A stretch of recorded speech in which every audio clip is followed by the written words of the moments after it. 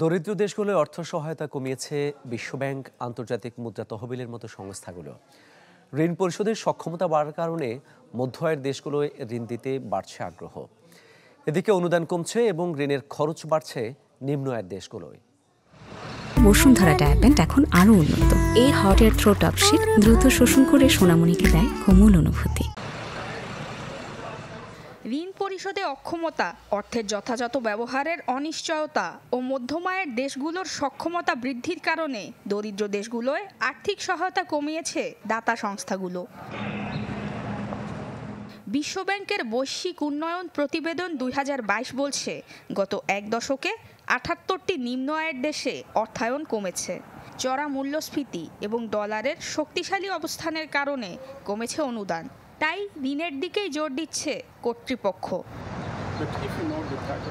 দরিদ্র দেশগুলোর ঋণ পরিশোধ ও অর্থের সঠিক ব্যবহারও প্রশ্নবিদ্ধ থাকায় মধ্য আয়ের দেশে জলবায়ু সংকট সমাধানে ঋণ দিতে বাড়ছে আগ্রহ।